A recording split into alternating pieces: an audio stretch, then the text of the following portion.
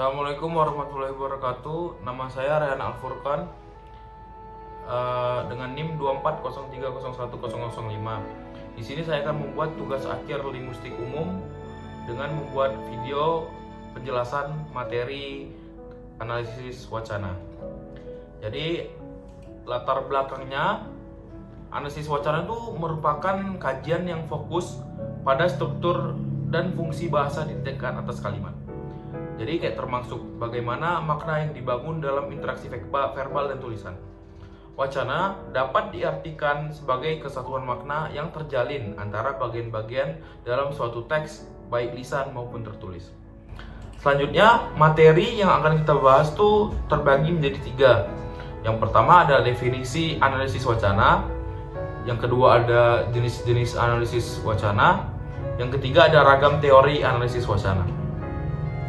Kita akan langsung masuk ke materi yang pertama, yaitu definisi analisis wacana.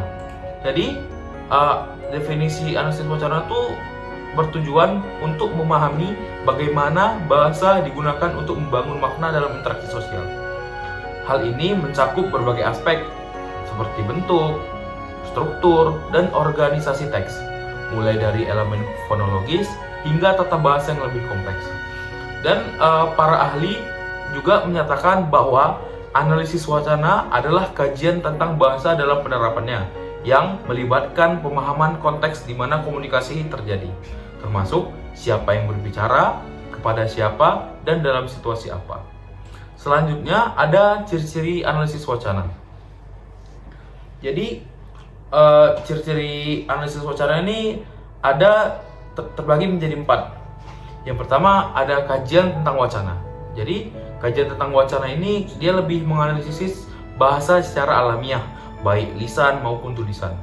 Selanjutnya ada interpretatif dan pragmatis. Ini lebih menyimpulkan makna berdasarkan konteks penggunaan bahasa.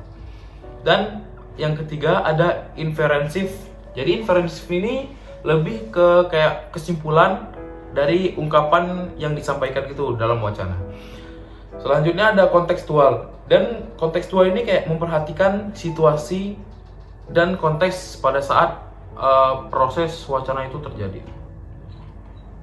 Selanjutnya kita akan masuk ke jenis analisis wacana. Jadi jenis analisis wacana ini terbagi menjadi 4. Yang pertama ada berdasarkan metode analisis, yang kedua ada berdasarkan bentuk analisis, yang ketiga ada berdasarkan bentuk wacana, dan yang keempat ada berdasarkan tujuan. Jadi kita akan langsung membahas ke yang pertama, yaitu yang berdasarkan metode analisis. Jadi yang berdasarkan metode analisis ini terbagi menjadi 2. Ada analisis wacana sintakmatis dan paradigmatis. Jadi analisis wacana sintakmatis ini dia menganalisis wacana dengan pendekatan kebahasaan, fokus pada struktur kalimat untuk menarik kesimpulan. Dan yang kedua ada analisis wacana paradigmatis.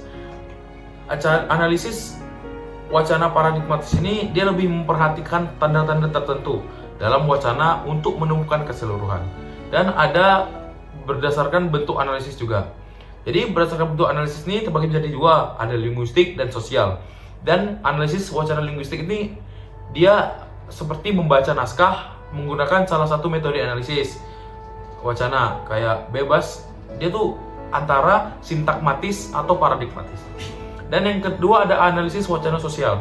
Analisis wacana sosial ini menggunakan satu atau lebih metode analisis dengan perspektif teori tertentu, positivis, kritikal, atau konstruktif, untuk memahami konteks sosial di balik wacana. Dan ada juga dia tuh yang di level analisis. Berdasarkan level analisis ini ada berdasarkan level analisis ini terbagi menjadi 2. Analisis pada tingkat naskah, jadi dia lebih menganalisis teks, percakapan, tindakan, dan artefak sintakmatis atau paradigmatis. Selanjutnya ada analisis yang multi level, jadi dia ini lebih menganalisis wacana dengan mempertimbangkan konteks dan sejarah yang melatar belakangnya. Selanjutnya ada yang berdasarkan bentuk wacana. Bentuk wacana ini ada lisan dan tertulis. Wacana lisan itu termasuk diskusi, ceramah, dan percakapan yang terjadi secara langsung. Yang kedua ada wacana tertulis. Wacana tertulis ini meliputi surat, berita, novel, dan dokumen lainnya yang memerlukan pembacaan untuk dipahami. Selanjutnya ada jenis-jenis wacana berdasarkan tujuan. Berdasarkan tujuan ini terbagi menjadi 3, informasi, persuasif, dan emotif. Wacana informasi ini untuk menyampaikan informasi dengan jelas. Wacana persuasif untuk membujuk atau mempengaruhi pendengar atau pembaca. Dan wacana emotif untuk mengekspresikan perasaan atau sikap penutur. Jadi analisis wacana tuh penting dalam memahami bagaimana bahasa digunakan dalam berbagai konteks sosial. Dengan ditemukannya jenis-jenis analisis ini, peneliti dapat lebih memahami makna yang terkandung dalam komunikasi verbal dan nonverbal serta dampaknya terhadap masyarakat. Selanjutnya yang kita bahas ada ragam teori analisis wacana.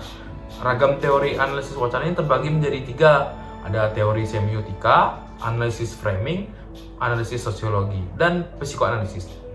Yang pertama ada teori semiotika. Teori semiotika ini adalah studi tentang tanda dan maknanya. Dalam analisis wacana, pendekatan ini digunakan untuk memahami bagaimana tanda-tanda dalam teks berfungsi untuk menyampaikan makna. Metode ini fokus pada hubungan antara tanda, objek yang ditandakan, dan interpretasi oleh pembaca atau pendengar. Selanjutnya ada analisis framing. Analisis framing ini pendekatan ini tuh lebih berfokus pada bagaimana informasi diremas atau dikerangkakan dalam suatu wacana. Framing dapat mempengaruhi persepsi publik terhadap isu tertentu dengan cara memilih fakta-fakta tertentu untuk dilihat atau diabaikan. Selanjutnya ada analisis sosiologi dan psikoanalisis. Analisis sosiologi, jadi pendekatan ini menggunakan teori-teori sosiologi untuk memahami konteks sosial, di mana wacana yang dihasilkan ini mencakup analisis tentang bagaimana norma-norma sosial, identitas kelompok, dan kekuasaan berinteraksi dalam teks. Selanjutnya ada psikoanalisis. Jadi analisis psikoanalisis ini menggunakan prinsip-prinsip psikologi. Pendekatan ini tuh mengeksplorasi bagaimana faktor-faktor psikologis mempengaruhi produksi dan interpretasi wacana. Ini sering melibatkan pemahaman tentang motivasi tersembunyi dari penulis atau pembicara. Jadi kesimpulannya tuh kesimpulan ragam teori analisis ini menunjukkan kompleksitas interaksi antara bahasa, masyarakat, dan kekuasaan. Masing-masing pendekatan memiliki fokus dan metodologi yang berbeda, tetapi semuanya bertujuan untuk mengungkap makna yang lebih dalam dari teks-teks yang kita gunakan sehari-hari. Dengan memahami berbagai teori ini, peneliti lebih dapat efektif dalam menganalisis bagaimana bahasa berfungsi dalam konteks sosial yang lebih luas. Mungkin itu saja tugas akhir dari saya. Sekian, apabila ada kesalahan mohon dimaafkan. Sekian dari saya. Wassalamualaikum warahmatullahi wabarakatuh.